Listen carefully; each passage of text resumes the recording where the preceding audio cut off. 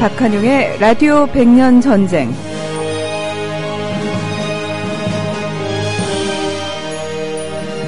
민족문제연구소 박한용 실장과 함께하는 역사 시간입니다. 오늘도 변함없이 실장님 함께 하셨는데요.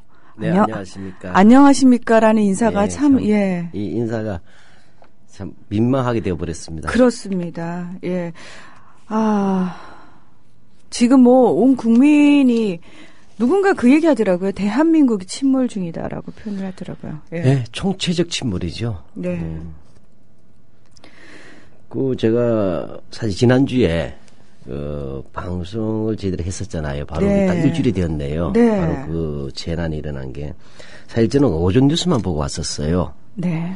그때 대부분 구조되는 것처럼 이렇게 보도가 되더라고요. 그렇죠. 네, 그리고 또 배도 그다지 기울지 않았었고, 그 다음에 배들이 또 와 있고, 그래서 그나마 다행이다 이렇게 생각했는데, 갑자기 우리 그 방송 진행 중에 세월호 문의가 자꾸 들어왔었잖아요. 그렇죠. 저도 이게 뭐 잘못됐나는 굉장히 불안한 생각이 들더라고요. 근데 이제 방송 끝나고 나와보니까 이렇게 끔찍한 참사로 이어진 줄 정말 몰랐습니다. 저희가 정말 방송할 때까지만 해도 저도 그 오전 뉴스를 접하고는 그리고 사실 화면상에요. 보였잖아요. 선체 일부분이 많이 위로, 바다 위로 보였기 때문에 구조할 수 있겠구나라는 생각을 했지. 네. 또 그런 경우에도 많이 구조가 되었었고. 그렇죠. 예. 외국 사례를 보자면. 근데 이제 하나둘 밝혀지고 있는 게 결국은 책임 있는 어른이 없어서 이런 사태가 벌어졌다는 게 지금 점점 밝혀지고 있지 않습니까? 그래서 정말 아이들한테 한없이 미안하고 뭐 길거리에서 마주치는 교복 입은 아이들 눈을 마주칠 수가 없습니다. 더 화가 나는 것은 이제 김인수 지금 인권 변호사로 활동하고 계신데 이분이 21년 전에 서해 페리오 참사 아시죠? 네. 그때 그 수사 검사로 있었어요. 이분이 인터뷰를 하셨는데 바로 그때 있었던 사건들 때문에 과적 그죠? 승선이라든지 여러 가지 있었잖아요. 그래서 승원 인원 이제 점검하지 않았던 그렇죠. 모든 문제들. 그래서 이때 그 참사를 겪으면서 많은 법들이 만들어졌다는 거예요. 근데 문제는 이번 이 사건에서 보니까 그 엄청난 그 서해 페리오 참사 이후에 그 피해 대가로서 만드진 이 법들이 전혀 지키지 않았다는 거죠. 이번 이 세월호에서는. 네. 게다가 지금 더 통탄할 노릇이요. 초기 대응 부분이 계속해서 문제가 되고 있을 뿐만 아니라 같은 어른인데 너무 아이들 보기에 부끄러운 어른들의 모습이 너무 많았습니다. 언론사 보도도 그렇고요. 특종과 속보 경쟁에 목마른 언론사들이 미친 듯이 오보를 내고 있고요. 책임지는 모습 하나도 보이지 않고 있고요. 그렇죠. 게다가 정치인들 정말 무책임한 정부들 그다음에 행정부들 어떻게 해야 될지를 모르겠습니다. 더불어서 또 그 사이에 꼼수를 써서 온 민심이 지금 파탄나고 있는 상황에서 국회는 또 민심을 또 배반하는 법들이 통과가 되고요. 각종 합법들이 또 요 사이에 또 통과시키는 이건 정말로 보면 냉혈한들이에요. 그러니까 정말 저희 댓글 게시판에 그 말이 정말 많이 올라왔어요. 소시오패스트들이다. 그러니까 정신병자들이지 제정신 가지고는 그렇게는 못한다. 국민들이 어떤 사람들을 지금 우리 국민의 신분권서 뽑았는지 정말 저는 소름이 끼칠 정도를 느끼고 있어요. 여기에다 또 뭡니까? 이거 보게 되면 애초에 20년이었잖아요. 네. 그 30년을 고쳤잖아요. 선박 운행 연한을요. 네. 이거 무슨 이야기냐면 이것이 있기 때문에 세월호가 들어올 수 있는 거예요. 낙후된 배가 연령이 다 된 것을. 그렇죠. 그러니까 이 사고는 선장에 물론 1차적인 책임이 있지만 많은 범죄들이 누적된 거라고 봐야 돼요. 그렇죠. 그러니까 애초에 20년, 30년 고치게 되니까 그것을 수입을 해서 그다음 수익을 뽑겠다고 불법 개조하지 않습니까? 네. 그다음에 어제 낡은 배라서 계속 그 기계에 문제가 생겼잖아요. 근데도 안전점검 불이행했죠. 그다음에 선장 등 승무원들에서 안전교육도 실시 제대로 하지 않았죠. 그때 실제로 불법 선정이나 과적이 있었지 않습니까? 네. 그다음에 승선 규정 위반했죠. 그다음에 항로 운항 규칙 위반했죠. 또 관제센터가 직무유기한 셈이죠. 네. 그래서 또 여기에 정부나 관공서에서는 늑장 대응과 우왕좌왕이죠. 그렇게 되고 또 뭡니까? 또 여기에 정부하고 언론이 또 보도를 왜곡하거나 그죠 엉터리 보도하거나 앞서가기 보도하면서 그죠 또 게다가 선정성 보도라든지 금기 보도까지 해버리면서 유족들의 분노를 오히려 불러일으켰지 않습니까? 상처를 주게 되고. 네. 여기에다가 또 또 사기꾼들까지 등장했잖아요. 사실은. 예, 그 피해자들에게 뭐냐면 또 두 번 상처 주는 사기꾼들이 나오고 여기 이 와중에도 또 색깔론 이야기하는 인간들이 나오잖아요. 그게 국회의원들이에요. 당 최고위원들이고 여당에. 아니 여기에 무슨 또 색깔을 넣는 이 하여튼 놀라운 이 사이코패스들. 네. 예, 그거 여기에다 뭐죠? 막말에 기념 촬영에 황제라면에 그죠? 여기 결과적으로 이 배우엔 또 뭡니까? 옛날에 오대양 사건이라든지 그죠? 예. 예, 그다음에 한강 유람선 사건 있었던 바로 선박사 배우의 오너 그룹들 있지 않습니까? 예, 이들의 탈세와 부직이라는 게 있지 않습니까? 그죠? 네. 예, 이런 것들이 있고 또 대한민국 관련 무수한 일과 기업의 한탕주의, 금전 만능주의, 기업과 정부의 부정부패 연관 의혹, 그죠? 예. 온갖 기성세대의 부정과 부패와 무능에서 아이들이 금치가 재난당한 거예요. 네. 어른들의 반칙과 그죠? 욕심에 희생이 돼버린 거죠. 저는 우리나라가 이렇게 썩었었구나. 우리가 이렇게 썩은 데서 썩은 데가 진동하는 데서 살면서도 썩은 데를 못 맡은 나도 떳떳할 수는 없겠구나 그 생각이 들었거든요. 예. 예. 한국에서 이번 사건에서 정말 대한민국 새롭게 태어나야 됩니다. 네, 일단 저는 저부터 좀 반성 많이 하고요. 끝까지 희망을 놓지 않고 저는 정말 아이들이 좀 살아 돌아왔으면 좋겠어요. 진짜로. 예. 예. 정말 그래요. 예. 박한영의 라디오 100년 전쟁 광고 듣고 와서 본격적으로 시작하겠습니다. 얼마나 더 속아봐야 정신 차리실 건가요? 네? 이제 그만 당할 때도 됐잖아요. 중고차 팔 때만큼은 차넷이 제가 받고 팔 수 있게 도와드리겠습니다. 중고차는 차넷, 가격 비교 차넷. 우와, 전국 400명의 전문 딜러에게 무료로 내 차를 평가받을 수 있네. 국민TV 여러분 차를 차넷에서 제대로 평가받고 보상받으세요.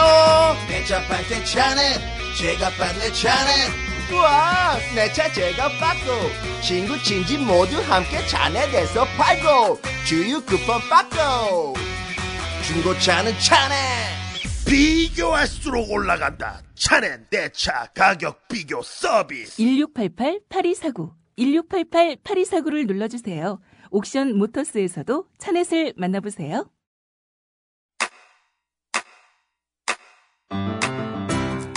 국민 라디오 지지하는 4가지 방법 아시나요? 다운로드하기, 별점 주기, 댓글 달기, 구독하기. 국민 라디오를 보다 많은 이들에게 전할 수 있는 가장 손쉬운 방법. 다운로드하기, 별점 주기, 댓글 달기, 구독하기. 잊지 마세요. 다운로드하기, 별점 주기, 댓글 달기, 구독하기. 대한민국의 민낯을 샅샅이 확인하고 있는 요즘이 아닌가 그런 생각이 듭니다. 그러고 나서 생각해 보니까요. 역사 속의 대한민국 어떤 모습이었을까. 문득 우리는 단 한 번이라도 우리 스스로 조금 자랑스러운 대한민국에 살았던 적이 있었을까라는 의문이 들었어요. 실장님. 정말 그렇습니다. 이 대한민국의 포장만 잘한 불량품 같아요. 그래서 그 포장을 뜯기면 그냥 불량품이고 구더기가 있는 것 같아요.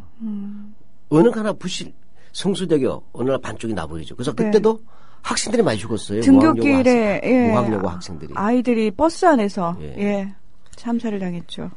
예, 그래도 어쨌든 뭐 우리 또 이 4월 혁명의 달에 우리들 얘기를 이어가면서 또 이런 일들이 반복되지 않는 다짐의 어떤 계기로서 우리가 이 방송을 좀 진행해야 될 것 같습니다. 저희가요 4월은 잔인한 달이라고 얘기를 했는데 그러게 말입니다. 잔인하고 너무 아픈 달이 되겠어요. 평생 우리에게 4월은.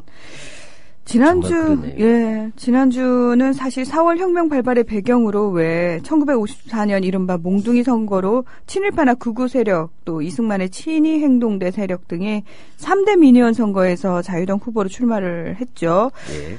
자유당에 대해서 저희가 또 그동안 몰랐던 사실을 알았어요. 원내 자유당과 원외 자유당에 대한 얘기를 했었죠. 원내 자유당이 꼼수로 그죠? 그렇죠. 출발했다는 것도 얘기했고. 그렇습니다. 여기서 이제 이승만, 그러니까 원외 자유당이 이승만 친위 세력이라고 할 수 있겠죠. 그러면서 이때 최초로 시행된 정당 공천제에서 이승만은 참 희한하죠.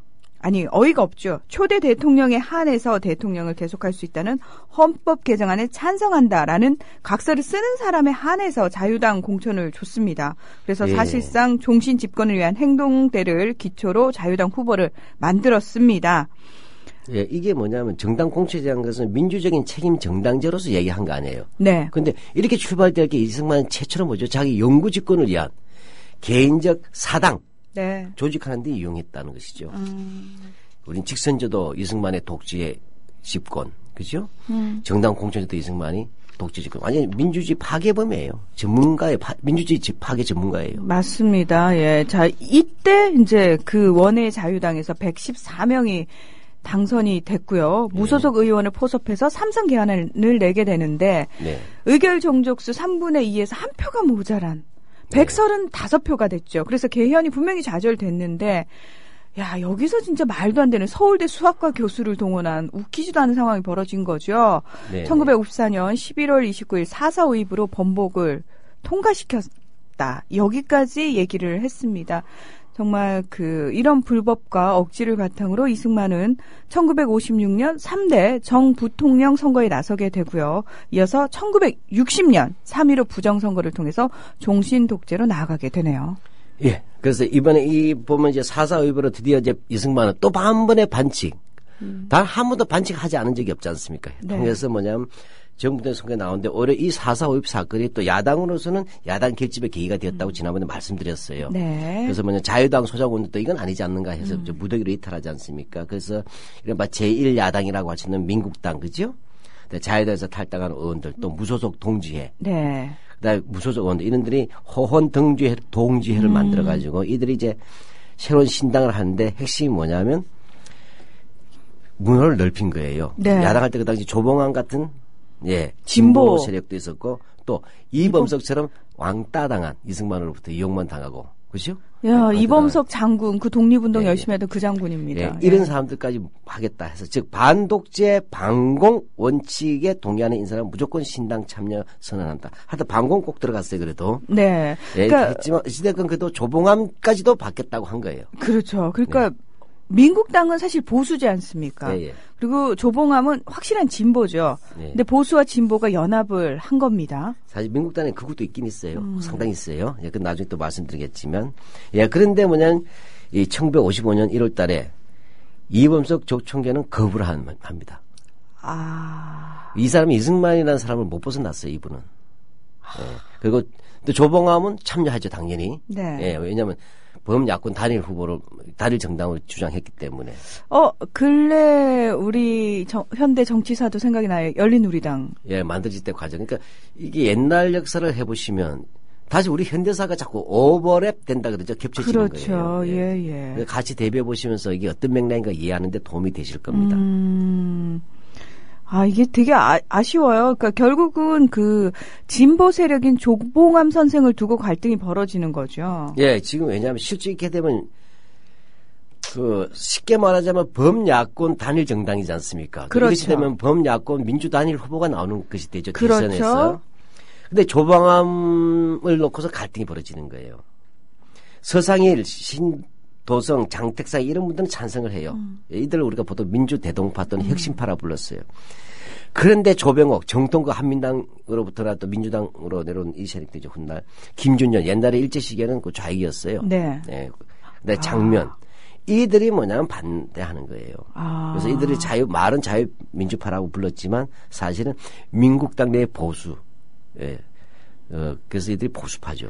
아니, 처음에 보수와 진보가 연합을 할 때는 사실 반이승만, 그러니까 독재 타도가 목적 아니었습니까? 근데 이들은 뭐죠? 독재보단 진보가 더 무섭다는 거예요. 이게 무슨 자유민주주의입니까? 그거는, 결과적으로 이렇게 해서 지난번에 얘기했지만, 이른바, 이 조병옥, 김준년, 장면, 이런 자유민주파, 보수파죠. 이들이 조봉암을 배제하면서 신당을 꾸리게 됩니다. 결국 뭐냐면 진보실은 떨어져 나갈 수밖에 없죠. 네.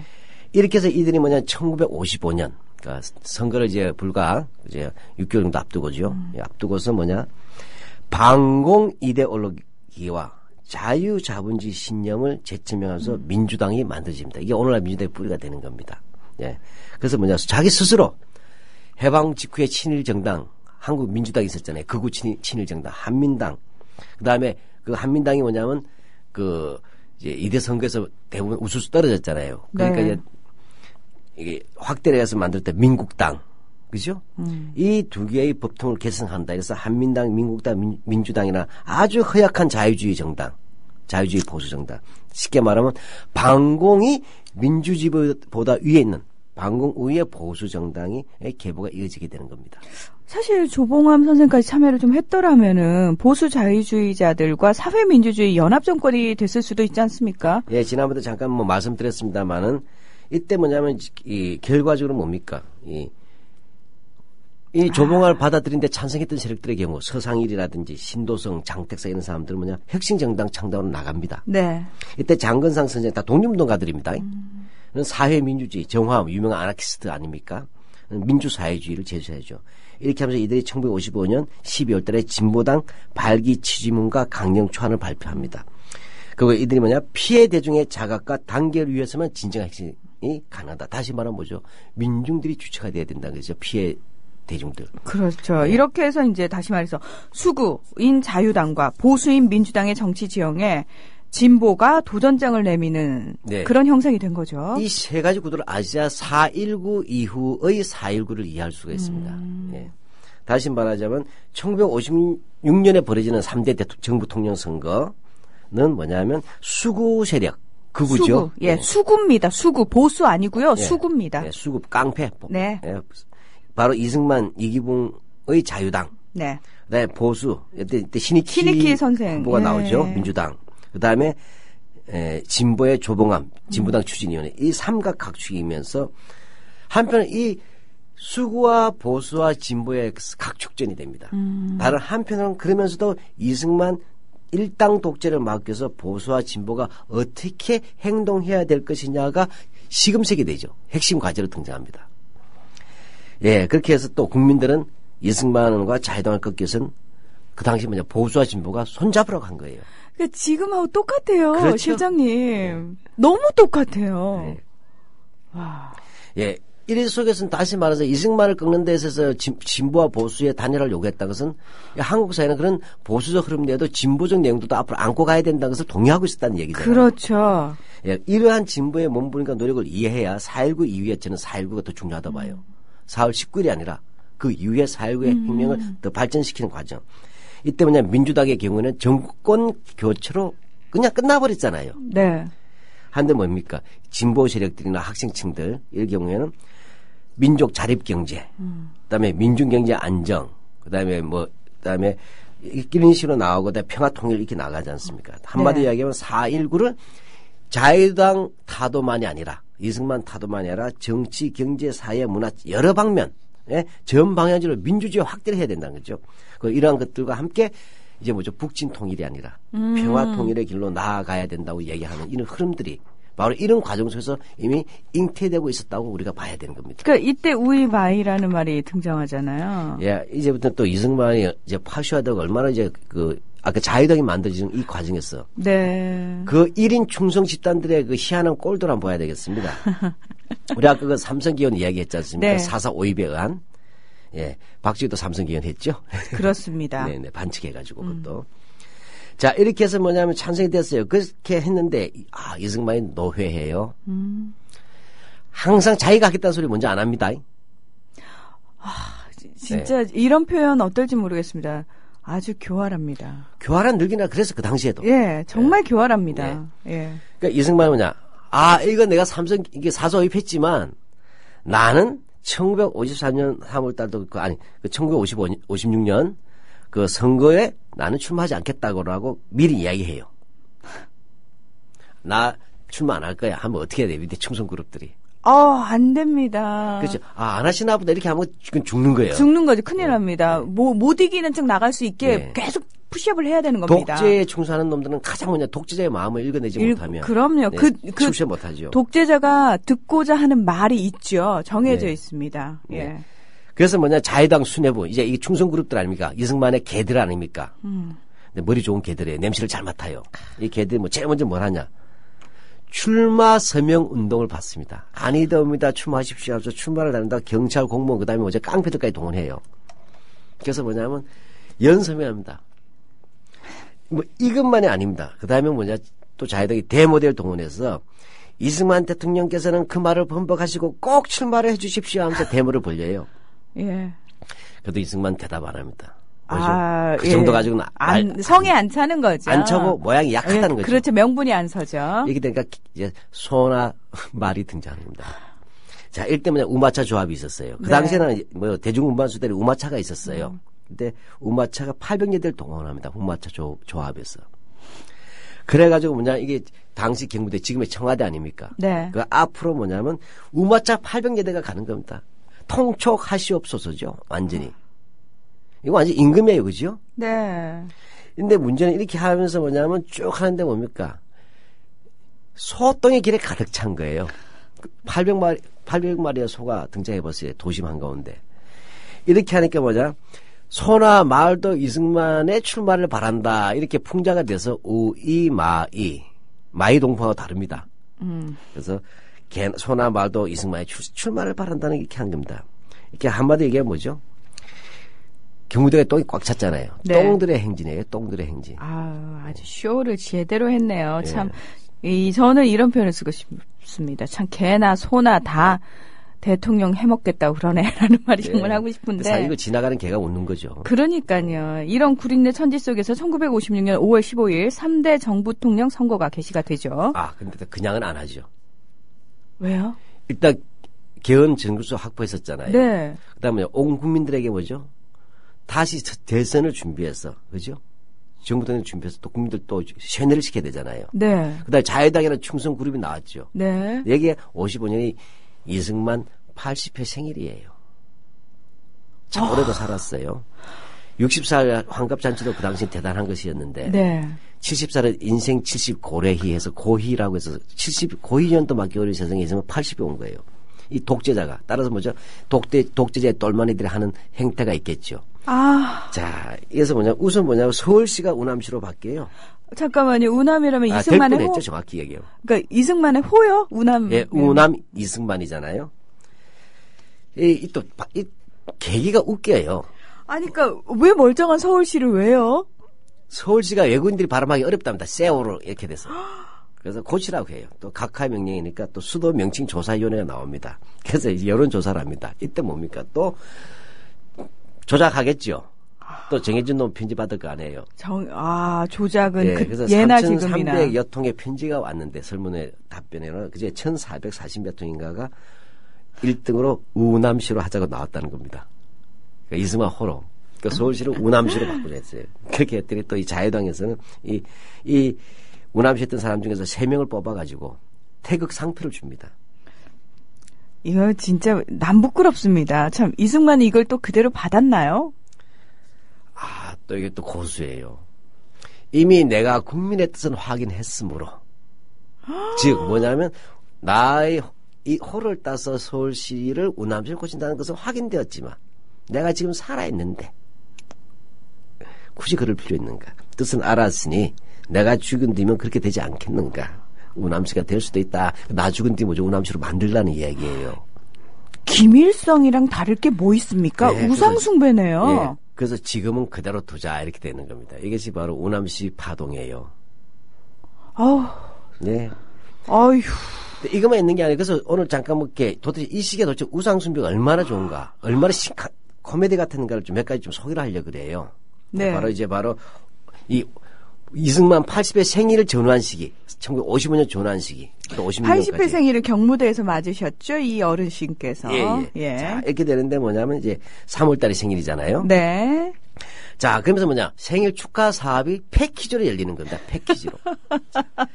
그래서 6월 15일 날 남한 산성에서 경기도 도지사 명의로 이승만 대통령 송수탑 건립과 제막식이 이루어집니다. 그때도 경기도지사는 참 정신이 없는 사람이었군요. 이익흥이라고 하는 놈이에요. 네. 놈이라고 하면 좀 그렇게 설명하면 정말 놈이라도 시원치 않을 정도로 아주 구더기 같은 인간이에요. 그 터가 안 좋나요? 왜 경기도지사들은 다 이렇죠? 예. 안 좋은 사람들이 뽑힌 거죠. 아, 그런가요? 예, 예. 아유, 경기도민들 정신 바짝 차리고 이번엔 제대로 뽑으셔야겠습니다. 잘 알다시피 일제시대 때 유명한 친일파예요. 친일파하고 그다음 뭐죠? 나중에 아까 우리 선거 때 있지 않습니까? 네. 이제 나중에 돼서 내무부 장관이 됐던 사람이에요. 예. 하여튼 이게 이제 아주 아부맨인데 나중에 이승만 대통령이 방구 꼈을 때 각하 시원하시겠습니다. 하여튼 바로 그 인간입니다. 부끄러워라. 예. 자, 이렇게 해서 뭐냐면 이제 1955년 이승만 80세가 되니까 뭐냐면 얘기해서 뭐냐면 바로 이 남한 산성에서 네. 이승만 대통령 송수탑 제막식이 열리고 그다음에 내외위원들 축사했겠죠. 그걸로 끝나지 않죠. 이익흥이가 또 경과보고하면서 사랑을 총애를 받기 시작하는 겁니다. 근데 뭐죠? 여기 또 학생들 동원하죠. 아이쿠야. 그래서 인천여고 학생들이 이승만 대통령의 만수무강을 비는 합창을 합니다.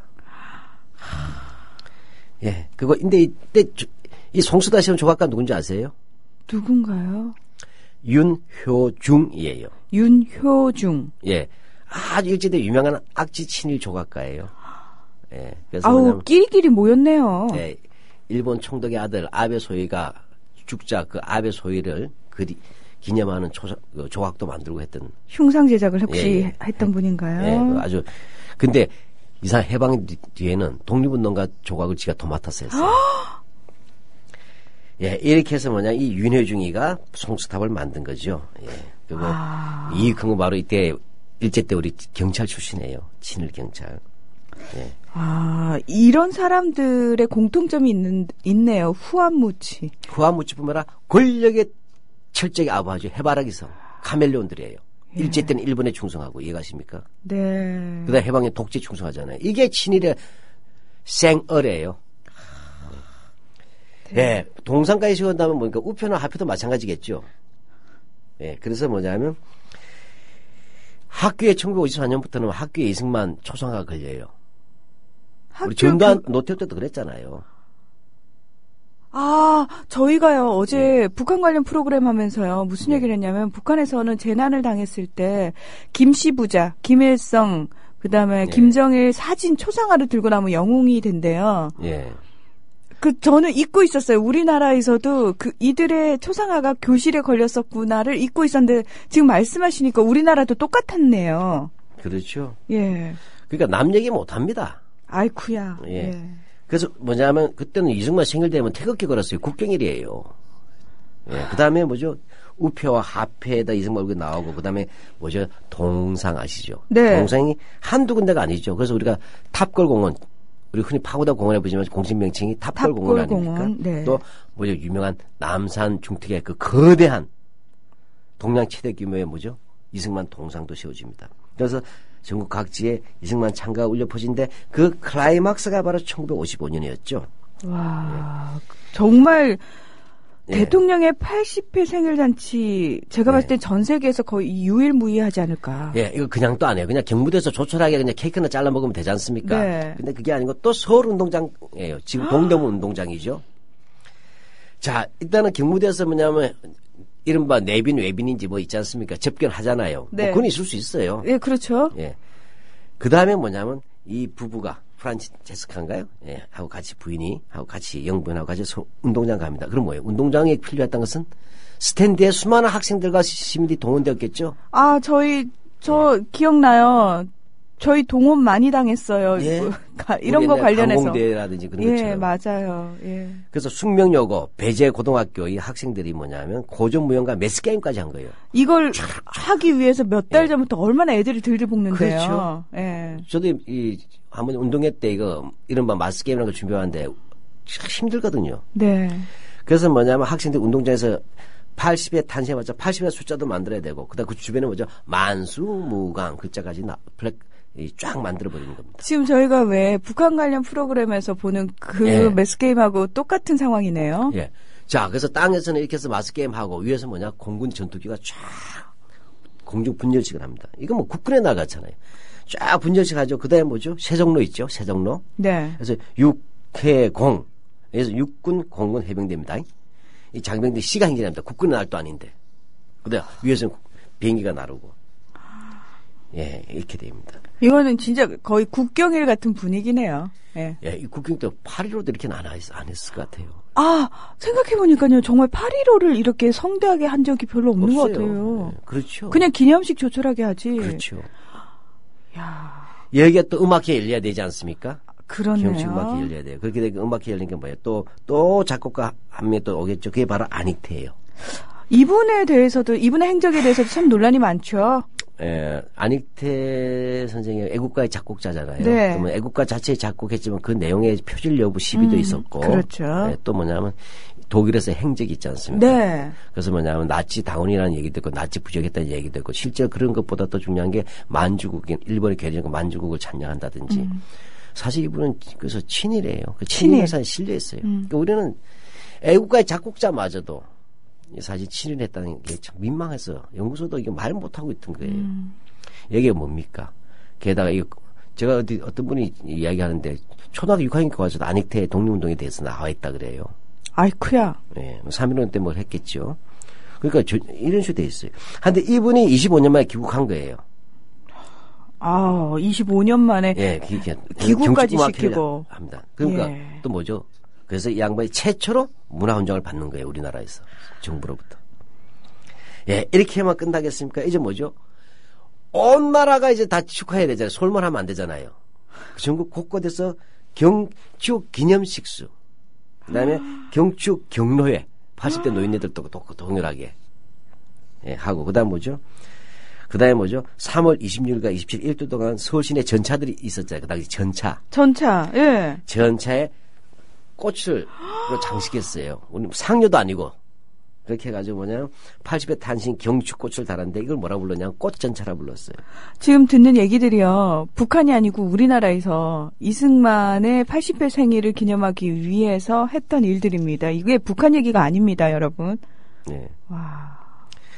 예, 지금 방금 또 한 분이 바로 꼭 대답해 달라고 하는데 이승만들은 대일 외교에서 철저한 반일이었다는데 이 부분은 이 반일은 유명해요. 역사에서 이걸 반일 나셔널리즘을 얘기하는데 이승만의 반일은 실제 한일 과거사 청산이라는 부분과 결합되는 그런 것들이 아니고 그 자신이 갖는 국내의 정치적 독재를 했지 않습니까? 네. 예, 하고 그렇게 해서 불만이 많을 때 국민들이 그 당시 일제시대 체험자들이잖아요. 이런 사람들에 대해서 뭐죠? 민심을 수습하고 내부 모순을 바깥으로 돌기 위해서 뭐 하나 외부의 적을 상정해야 되죠. 예, 그렇게 해서 뭐냐면 번번하게 반일 발언을 강하게 했다. 그래서 이런 부분은 실제적으로 우리가 뭐냐면 이 반일 그건 아니에요. 결국 아무것도 한 게 없잖아요.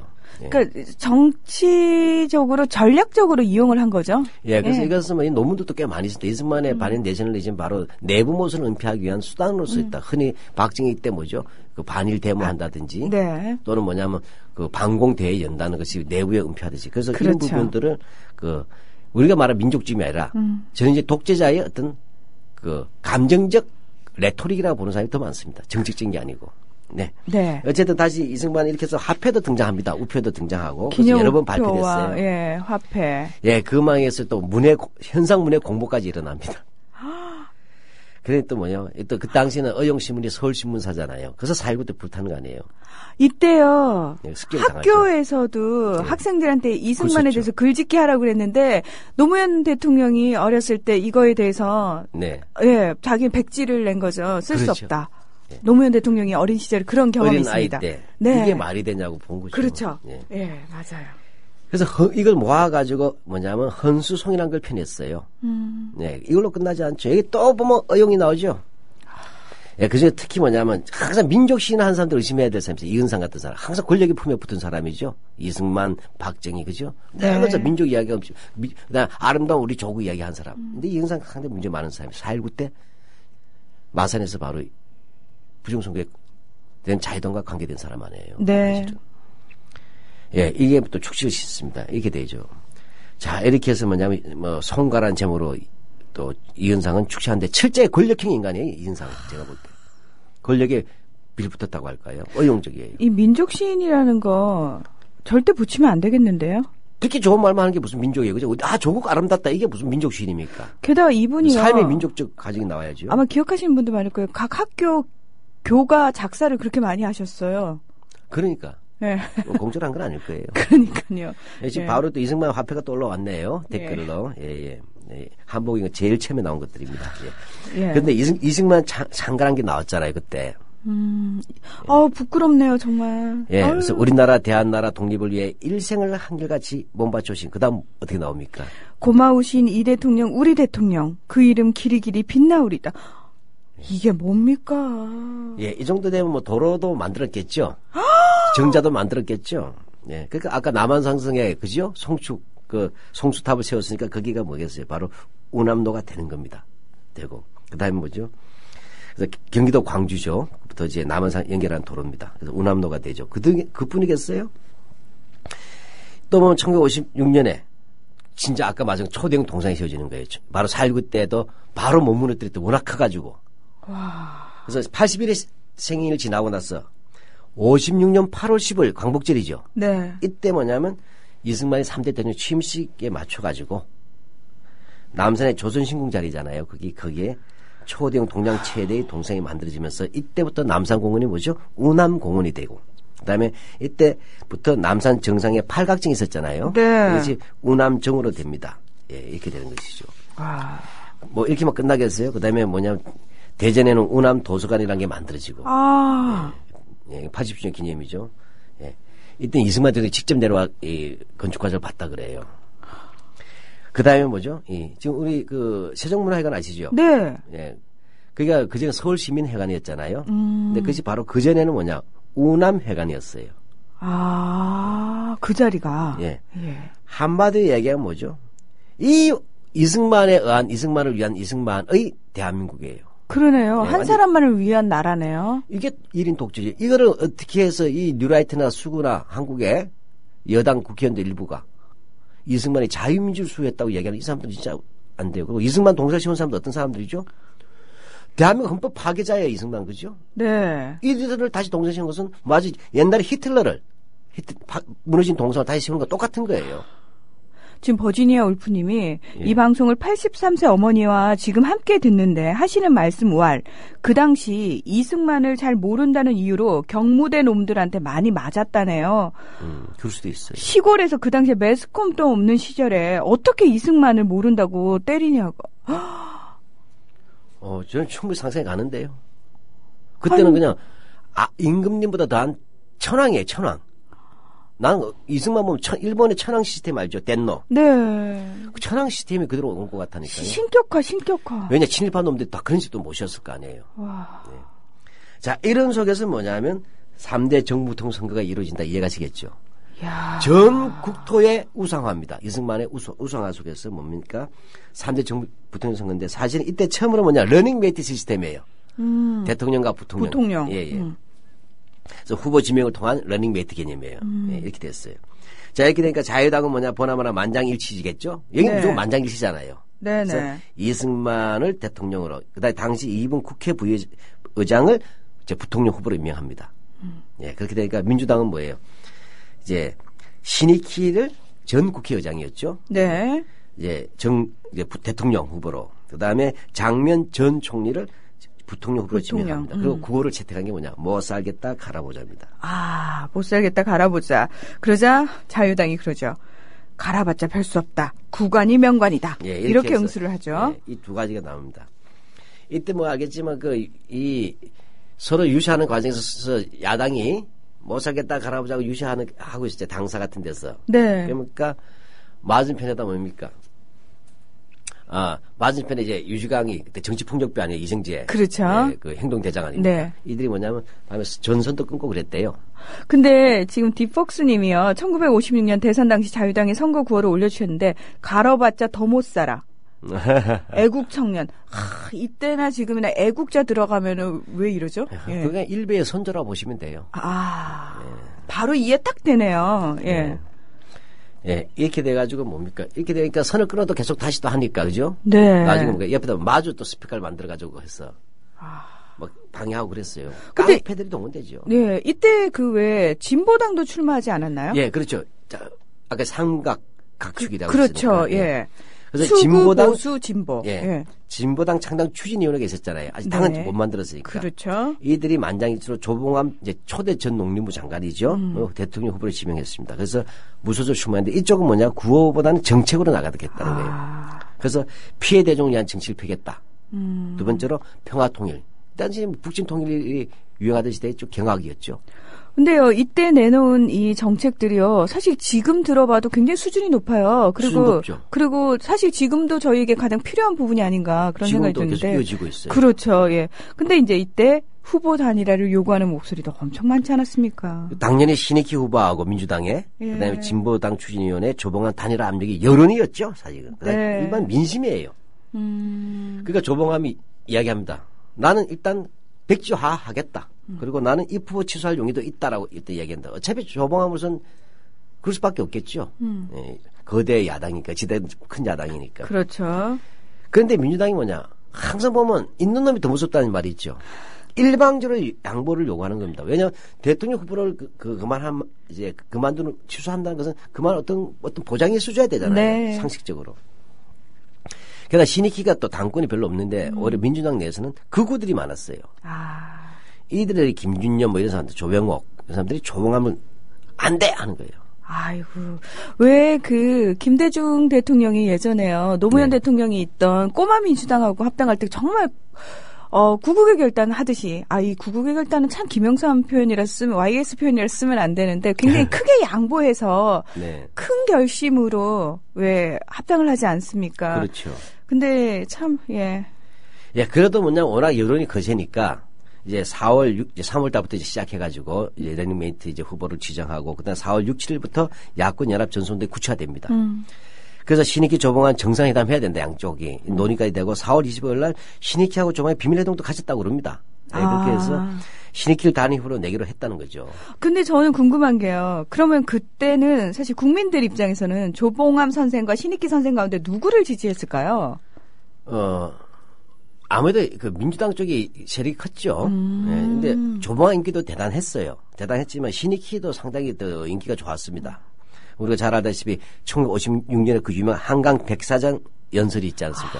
유지강 뭐 깡패들도 했지만 이때 200만 서울 시민 중에서 20만 내지 30만 명이 모였다니까 10% 이상이 온 거예요. 그러니까 그 당시에 시민 의식이 어쩌면 지금하고 비교하면 더 높지 않았을까라는 자꾸 우리가 생각이 들어요. 착각하는데 우리 예. 50년대에 자꾸 민도가 낮았다는데 그렇지가 않고 아니에요. 얘기 이승만이 들으니까. 계속 그 민도를 깨는 거예요. 그렇죠. 눌러버린 거예요. 그래서 우리 처음 선거는 그렇게 부정이 심하지 않았다는 거 아니에요. 가면 갈수록 부정선거가 이루어지면서 예, 당시에 바보 만들고. 예, 서울 시민들은 자유당 싫어했다고. 네. 예, 예. 싫어했죠. 예. 이렇게 근데 인기가 높아진 신익희 선생이 그 가운데 사망하게 되죠. 예. 이것도 참 이상해요. 5월 6일 날 신익희 조봉암 회동이 약속돼 있었어요. 네. 근데 5월 5일 날 민주당 대통령 후보 신익희가 전라도 지역을 유세하러 갑니다. 이거 지난번에 했었죠. 그다음 내일날로 갑자기 졸도해서 사망하지 않습니까? 우리 비 내리는 호남선 이야기했던 네. 거죠. 예, 이렇게 해서 뭐냐면 선거운동 기간 중에 급설을 해버린 거예요. 그러면은 사실 대통령 당선은 이승만이 떼어놓은 당선이었지만 국민들로서는 정말 실망감과 좌절감이 말할 수 없었을 것 같다라는 생각도 들어요. 예, 물론 조봉암이라는 후보가 아직 남아 있습니다만은. 네. 예. 이때 신익희 씨의 운구가 이제 효자동 자택에 온 거예요. 아이고. 그러니까 군중들이 이게 의혹스럽잖아요, 사실. 네, 갑자기. 예. 예. 그래서 사인을 규명하라 이러면서 운구를 끌고 경무대를 향합니다. 여기서 경찰이 출동해서 10여 명의 사상자가 발생하고 700여 명이 잡혀 들어가요. 그러니까 이미 민중들은 반정부 시위를 전개하기 시작한 거죠. 예. 뭐죠? 이미 민심 떠난 거죠. 그렇죠. 예, 그때 이승만도 뭐라냐. 반역적 행동이라 그래요. 아이쿠, 예. 완전히 자기 눈에 인근에 볼 땐 백성들인 거예요. 어리석은 백성들이 반역한다는 거죠. 참, 이분 이건 왜 이렇게 심한 착각을 하고 왕보다 더 셌어요. 그러니까요. 자, 그러면은요, 이렇게 되면은 야당 단일 후보 당연히 조봉암 선생이 돼야 하는 거 아닌가요? 그래 상식이죠. 네. 어찌됐건 민주당으로서 가슴 아프더라도 빨리 야권 봉합을 단일 후보를 하려면, 해야죠. 예. 근데 뭐냐면 민주당은 조봉암 단일 후보 지지를 거부합니다. 왜요? 이게 또 극우들의 민주당 내 극우가 있는 거예요. 그래서 이들은 뭘 유도하냐면 추모표를 유도합니다. 아니 죽은 신익희 후보한테 당선돼도 의미가 없잖아요. 신익희에게 고 신익희 후보에게 투표해야 된다는 추모표를 유도합니다. 게다가 일제 때 잠깐 이렇게 좌익운동했고 조선공산당에 있었던 김준년 아주 이 사람 참 제가 보는 연구해볼 만한 사람이 좋은 의미가 아니라 이 사람이 뭐냐면 조봉암에게 투표하느니 차라리 이승만에게 투표하라 이런 말까지 해버린 거예요. 이건 뭐죠? 아, 뭐, 이 말 들으니까 생각나는 분 있네요. 예. 새정치민주연합에 그분 한 분 계시죠? 네. 예. 그분 엑스맨이라고 네. 다들 그렇게 얘기하는 그 분. 엑스맨. 예, 엑스맨. 이 김준현이 엑스맨이었네, 이 당시. 네. 자, 그러면 부통령 후보는 어떻게 됐나요? 자, 그래도 진보당이 자, 이런데 어쨌든 대통령 후보는 그래도 결국은 조봉암이 단독 후보로 나갈 수밖에 없잖아요. 네. 근데 여기서 민주당이 지금 방해하고 있는 거잖아요. 그런데 부통령에서는 박기출 혁신계 출신인데 이분이 사퇴를 합니다. 아. 그래서 장면이 부통령 단일 후보인 셈이에요. 사실상은. 그렇네요. 사실상은. 예. 그래서 자유당의 이분과 민주당 장면의 대결이 되는 것이죠. 그 결과 이승만이 대통령이 되고 네. 근데 부통령은 야당인 민주당의 장면이 당선이 된 거죠. 그렇죠. 예. 예. 자, 이렇게 했어요. 자, 이렇게 했는데 뭐냐면 이때 이 유권자들의 마음은 어떻게 됐냐면 결국 신익희 후보한테 추모표가 많이 가버린 거예요. 아우. 참. 네. 예. 그래서 이 추모표가 뭐냐면 무척 많이 갔다는 거예요. 네, 그렇게 됐고 그게 바로 이른바 무효표 아닙니까? 무효표, 그죠? 그렇죠. 그러니까 예. 정말 사상되는 무효표가 표죠. 사상되는 20.5%예요. 아. 예, 그렇게 되는 거죠. 예, 특히 서울에서 그게 많았어요. 예, 그렇게 됐어요. 근데 두 번째는 뭐냐? 그래도 뭐냐면 그게 아니다. 조봉암이라도 밀어야 된다 했지 않습니까? 네. 예, 이렇게 된 쪽이 뭐냐면 현재 이 조봉암이 2대 대통령 선거에서도 출마했었잖아요. 네. 그때 11.3%였어요, 득표율이. 근데 이번엔 30%로 간 거예요. 아. 예. 그러니까 그만큼 사실 이승만에 대한 반감이 심했다는 의미겠죠. 심했고 또 하나는 뭐죠? 적어도 조봉암에게 30% 지지하는 사람들은 뭐죠? 극우가 이게 숙골이 아니었다는 국민들이에요. 예. 예. 야당 중에서도 야당을 지지하는 사람들 30% 이상은 그래도 조봉암이 돼야 된다면 한국 사회 진보가 30% 정도 됐다고 그러니까 좀 약간은 좀 무리한 추론일 수도 그럴 정도 가능성을 보여주고 있잖아요. 그러니까 이 정도로 사실 그 당시 국민들의 열망이 있었다는 의미예요. 한국 진보 정치의 가능성이 현실화되고 있었던 거예요. 그렇죠. 근데 사실 이게 이승만에게는 상당히 부담스러운 장애물이었을 수밖에 없고. 그렇죠. 이 조봉암 선생에게는 후에 선거운동 자금 출처와 관련해서 용공으로 몰려서 처형되는 계기로 작용하게 되는 거죠. 그렇죠. 운동 자금 출처뿐만 아니라 그죠. 그래서 간첩 양명산 사건 조작에 네, 조작이죠. 방공, 평화통일이 국시 이바다 이런 식으로 해서 네. 처형한 것을 우리가 다 알고 지난번에 얘기했습니다. 조봉암 선생 얘기하면서. 예. 근데 이 선거가 어찌됐건 이승만이 이겼고 장면이 야당이 부통령이 이겼잖아요. 이김을 꺾었지만 폭력이 난무하던 선거고 특히 개표 부정이 많았던 선거예요. 개표 부정. 예. 개표 부정. 이 예. 개표 부정의 노하우가 훗날 3.15 부정선거 때까지 가는 겁니다. 예, 계속 쌓이면서. 이 뭐냐면 이 웃긴 게 이승만의 얻은 득표가 무효표를 포함해서 전체 득표의 55.66%예요. 네. 예. 근데 뭐냐 유효 득표자 둘째 자리까지 딱 떨어지는 지지율 있잖아요. 왜 숫자가 딱딱 맞아 떨어지는 거 있잖아요. 하고 또 부산에서 부정선거가 또 이제 의혹이 커졌어요. 이런 의혹들은요. 예. 지금하고 되게 많이 닮아 있는데요. 예, 그러면서 네. 이 축산 조봉암의 어떤 고향인 강화에서는 2만 표 가량이 이승만 표로 둔갑했다는 증언까지 나오고 있는 거예요. 이렇게 해서 사실은 선거 과정에서 폭력이 난무했고 개표에서도 개표 부정이 일어났던 것이죠. 그러니까 이게 그거잖아요. 훗날 조봉암은 투표에서 이기고 네. 개표에 졌다. 네, 그렇죠. 그 선거죠. 네, 그럼 진짜 말 그대로 조봉암과 신익희 표를 합친다면 충분히 이길 수 있는 선거였네요. 그렇죠. 예. 이게 뭐냐면 실제 그 당시 조봉암 표가 98장이면 앞뒤로 한 장씩 붙였다는 게 이승만 걸로. 이거 비슷한 일이 좀 발생했었죠. 네. 예, 그 계속. 당시에 그 당시도 실제로. 그랬는데 예. 이해도 많이 나오잖아요. 네. 예, 그래서 뭐냐면 한마디로 이야기하면 조봉암의 낮은 득표율 원인 가운데는 하나는 야권 분열입니다. 그죠? 예. 그 야권 분열 책임이 분명히 있어요. 이승만의 부정선거가 제일 컸고 네. 그 다음에 야권 분열이 두 번째 아니겠어요. 예, 그래서 민주당 자체가 이승만 김일성보다 더 위험한 게 조봉암으로 봤던 게 얼마나 코미디입니까? 예. 이래서 부통령 이제 선거 결과가 나온 것이죠. 아, 이렇게 해서 그러면은 부통령은 이제 민주당의 장면 후보가 되지 않았습니까? 예, 이 엄청난 부정선거에도 불구하고 장면이 이겼어요. 아이고. 410여만 표. 네. 이기붕은 380여만 표에서 약 30만 표 차이가 되는 겁니다. 자, 근데 이게 뭐가 문제냐? 뭐가 문제인가요? 이때 이승만 나이가 81살이에요. 아유, 연세 56년이니까. 예, 많으시죠. 그러면 대통령이 유고시. 아, 유고의 핵심은 잘 죽을 가능성이 제일 높았잖아요. 네. 고령이니까. 부통령이 승작이 돼 있단 말이죠. 아, 그러면 이제 이승만은 최대한 자기가 오래 살아야 되겠고. 이젠 오래 살아야 되는 거 이승만은. 불로장생해야 돼요. 혹시 모를 때 대비하면은 또 장면 부통령이 눈에 가시였을 테고. 네, 그렇죠. 이렇게 해서 뭐냐면 이제 바로 장면 피격 사건이라는 게 그래서 나오게 되는 겁니다. 56년도 9월 달에. 한마디로 하면 이때부터 뭐죠? 깡패 정치, 국가 테러리즘이 시작된 거죠. 그래서 장면 피격이 있었잖아요. 몇 년 뒤에는 59년에는 조봉암 처형하죠. 그다음에 신국가보안법 강제 통과합니다. 왜냐? 신국가보안법 강제 통과하고 방공청년단 조직하고 경향신문 폐간한 게 전부 다 59년도예요. 네. 어디로 가고 있죠? 1960년 3.15 부정선거로 가고 있는 겁니다. 종신 집권으로. 이 과정에서 이게 전부 다 이승만이 했던 거 아니에요, 그렇죠? 네. 3.15 부정선거는 바로 그런 것 때문에 하나의 계기가 되는 거죠. 와, 그러니까 근데요, 전 지금 이해가 안 되는 게 장면 피격 사건이 1956년 9월 28일 날 일어났다고 얘기하셨거든요. 그러면 현역 부통령에 대한 테러잖아요. 그렇죠. 자, 이거 어떻게 됐어요?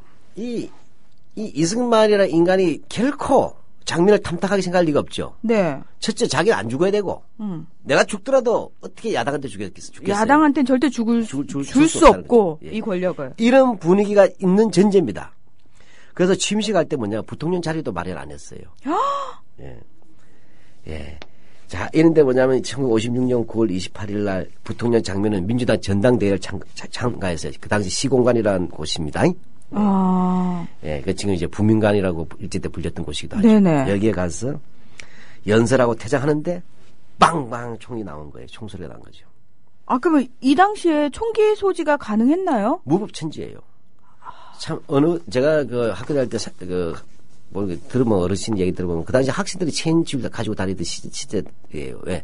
깡패들이 워낙 휩쓸던 시대잖아요. 근데 6.25 전쟁 이후에 불법으로 무기가 많이 반출됐잖아요. 아. 그래서 왜 그 유지강 쪽에서도 보면 그 유명한 그 무슨 김동 뭔가 한 사람 김동진이라는 사람이 형제는 용감했다 단성사 극장 앞에서 자기 이정재 지시로 네. 이정재 도전자를 내민 사람은 총을 빵빵 쏘고 네. 이석태라는 사람 이석태라는 사람이 김동진한테 산 거죠. 저 이름은 헷갈립니다만. 그러니까 치안이 그 정도로 예, 이렇게 해서 뭐냐면 그래도 아무리 그래도 그렇지 부통령한테 총 건조 쏜다는 있을 수 없는 거예요. 그래도. 그렇죠. 현역 부통령. 네, 근데 다행히 손만 쓰셨어요. 손만 부상 입었습니다. 그 범인은 현재 잡혔단 말이죠. 아, 누군가요? 예. 근데 이제 누군가를 알기도 전에 5분 만에 김종원 아시죠? 우리 부산 계엄. 네. 왜 우리 거창 민간의 학살 사건 할 때. 네, 우리 진상 조사할 때. 예, 이름 기억해야 된다고 말씀하셨어요. 예. 이른바 거창 민간의 학살 은폐 주범 아니에요. 네, 그렇습니다. 일제 때 뭐냐면 그 헌병 지원병 출신이에요. 네. 예. 이른바 지는 뭐 백두산 호랑이라고 하는데 요즘 사건들도 일본도 차고 다니는 인간이에요. 그래서 미군들이 저렇게 잔인함을 처음 봤다 했었던 그 인간이에요. 이 친구가 5분 만에 사건 발생 5분 만에 데려갔어요. 아, 잠깐만, 이 범인을요? 예. 얘 지금 그 당시 치안국장을 했거든요. 자, 이렇게 세상에 이렇게 빠른 출동 보셨습니까? 아니요, 마치 야당 기다리고 있었다는 듯이. 예. 이거는 마치 그 백범 암살 때요. 예. 관동군 헌병오장 출신인 특부대장 김창룡이 안두희를 인수한 것과 비슷하네요. 바로 현재 인수하지 않지만 그렇게 넘어가죠. 예. 자, 이때 나온 이제 이 범인이 바로 김상붕인데. 김상붕. 예. 이제 이러면 주변 관계들이 이리저리 나올 거 아니에요. 네. 그러니까 민주당 구파다. 지금 뭐냐 민주당에 구파와 신파가 있어요. 구파라고 윤보선 계열. 그다음에 신파는 장면 계열이라고 보시면 되겠어요. 또 조병옥도 민주당은 구파예요. 이때야 뭐 이제 조병옥이 그때 항상 실세였을 테니까 됩니다. 근데 이 친구가 이 김상붕이라는 친구가 잡혀가면서 갑자기 민주당 구파 있잖아요. 네. 어떤 실력자는 조병옥을 이름 걸어줘. 조병옥 만세 이러는 거예요. 이게 무슨 얘기예요? 완전히 짜고 치는 고스톱이죠. 그러니까 마치 그 구파가 신파에 어떤 불만을 품고 행동한 것처럼. 세상에 암만 그래도 있지. 민주당 내에서 그래 당권 싸움 한다면서 그래 총질을 하겠습니까? 그 정도까지는 아니잖아요. 그래서 실내 그렇게 했다면 조병 만세 보나마나 조병업이 배우시라고 얘기하는 거예요. 그렇죠. 예, 그 코미디죠. 눈에 뻔히 보이는 그런 작전을 쓸 리가 없는데. 예. 예. 자, 저희가 오늘은 여기까지 얘기를 좀 마무리를 해야 될 것 같고요. 다음 시간에 실장님 계속 이어서 얘기를 해야겠죠? 예, 이렇게 해서 이제 다음 주에 4.19까지 가요. 네, 알겠습니다. 박한용의 라디오 100년 전쟁 오늘은 여기서 마무리하겠습니다. 박한용 실장님 고맙습니다. 네, 고맙습니다.